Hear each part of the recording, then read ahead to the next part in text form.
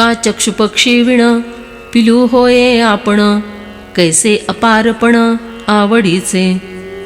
अथवा वह कभी कभी स्वयं पक्षी का एक ऐसा नन्हा सा बच्चा बन जाता है जिसकी अभी आंखें खुली नहीं है, पर नहीं निकले हैं। देखो उसका प्रेम कैसा अमर्याद होता है। गुरु ते पक्षिणी करी, चारा चारी चाचुवेरी, गुरु तारू कास धरी आपण जळी। गुरु को माता पक्षिणी बनाता है, जो अपनी चोंच से उस बच्चे को चोगा भराती है। गुरु को तारक समझकर पानी में उसकी कांच पकड़ लेता है। ऐसे प्रेमाचे निथावे, ध्यानची ध्याना प्रसवे, पौर्णिमा सिंधू हेलावे, सुटती जैसे। जिस प्रकार पूर्णिमा के समय ज्वार आने पर समुद्र में बराबर लहरें उठती हैं, उसी प्रकार प्रेम के आवेश से एक ध्यान दूसरे ध्यान को जन्म देता है। किंबहुना इया परी श्री गुरुमूर्ती अंतरी, भोगी आता अवधारी बाह्य सेवा। सारांश यह कि इस प्रकार वह अपने मन में गुरु मूर्ति के ध्यान का आनंद लूटते रहता है। अब गुरु की बाह्य सेवा का प्रकार सुनो।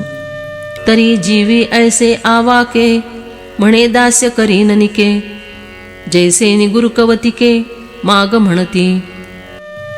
तो वह मन में इस प्रकार की उम्मीद रखकर कहता है कि मैं अपने गुरुदेव की ऐसी शुद्ध सेवा करूं कि जिससे वे प्रसन्न होकर कहेंगे कि कुछ मांग लो।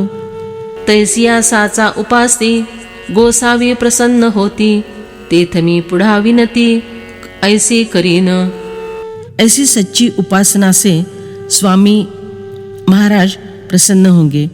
तब मैं उनसे यह विनम्र प्रार्थना करूं, म्हणेन तुमचा देवा, परिवारो जो आघवा, ते तुली रूपे होआवा मीची एको।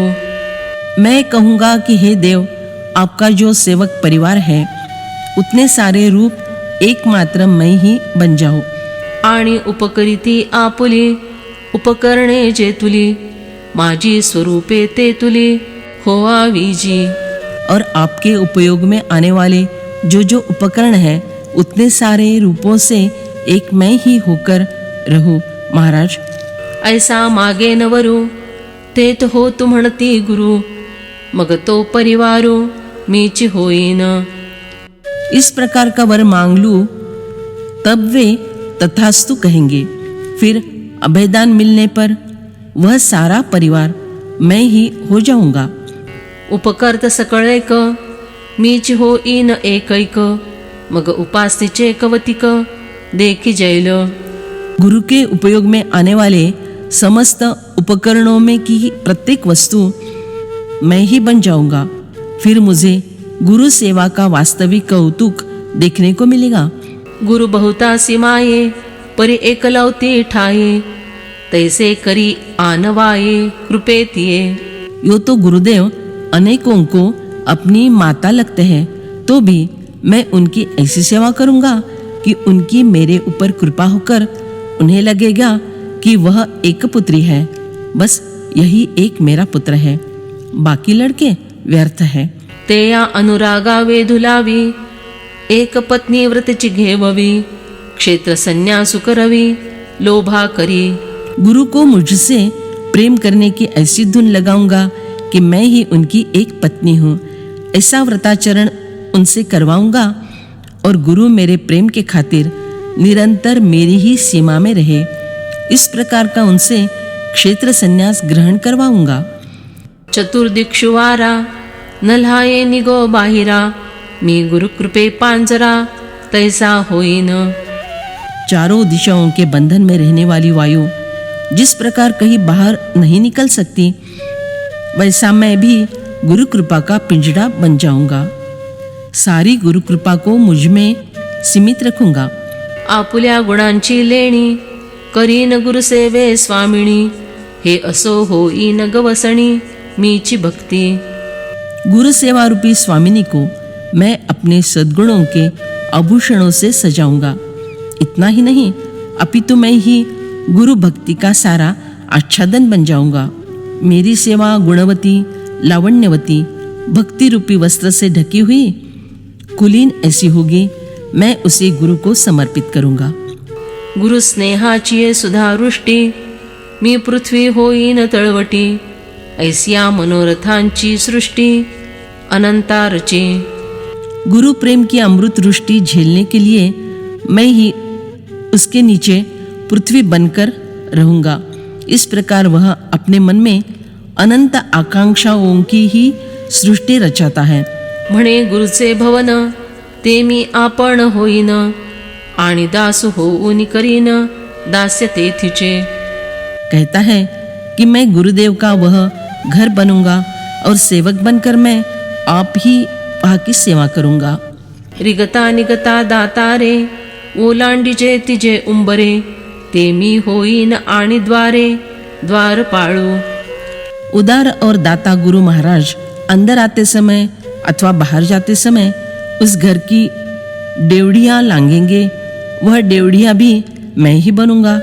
उसी तरह द्वार और द्वारपाल भी मैं ही बनूंगा।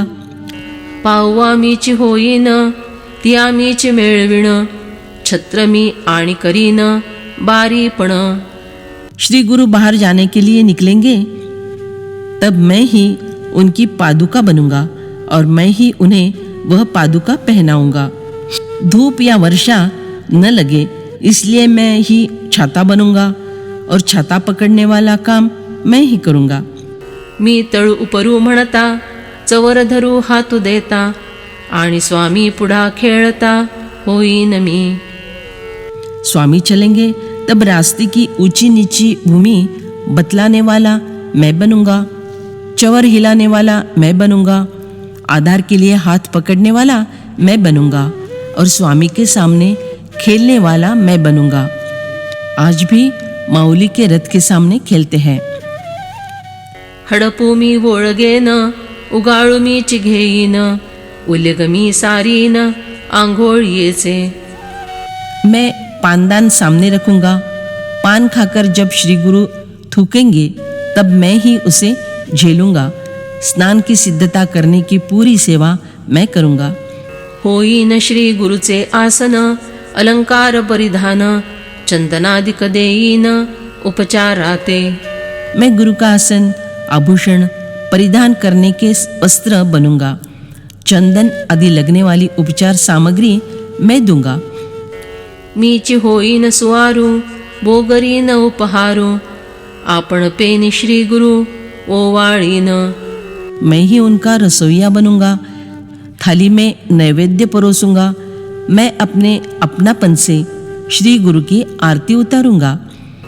जे वेळ देवो आरोगीती, ते वेळ पांतिक रूपांती, मी होईन पुडती विडा देता। जितने समय तक गुरुदेव भोजन करने बैठेंगे उतने समय तक उनके साथ पंक्ति में बैठने वाला मैं ही बनूंगा। भोजन के उपरांत मुख शुद्धि के लिए पानों का बिड़ा देने वाला मैं होऊंगा। मग मीच ताट काढीन, सेज मीच झाडीन, चरण संवाहन करीन मी।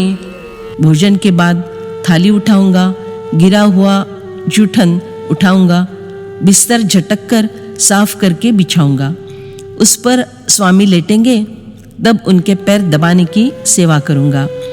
सिंहासन होईन आपण, वरी श्री गुरु करीती आरोहण, करीन मी पुरे खरेपण ओळगायचे। आराम हो जाने के बाद उनके बैठने के लिए मैं स्वयं सिंहासन बनूंगा, उस पर श्री गुरु विराजमान होंगे। इस प्रकार मैं सेवा का सत्यत्व पूरा पूरा पटाऊंगा। माझे या श्री गुरुचे मन, जया देईल अवधान, तो मी पुढा होईन चमत्कारुनी। मेरे श्री गुरु का मन जिधर ध्यान देगा उधर सामने मैं वह रूप धारण करके उन्हें चकित करूंगा। ते या श्रवणाची आरणी, होईन शब्दाची अक्षौहिणी, स्पर्शू होईन घसणी अंगाची। उनकी श्रवण रूपी युद्धभूमि पर शब्दों की विविध सेनाएं जिसमें है वह समुदाय मैं बनूंगा। शरीर के स्पर्श सुख के लिए लगने वाला स्पर्श विषय मैं बनूंगा। श्री गुरुचे सदा डोळे, अवलोकने स्नेहाळे पाहाती तिये सकळे रूपे होईन।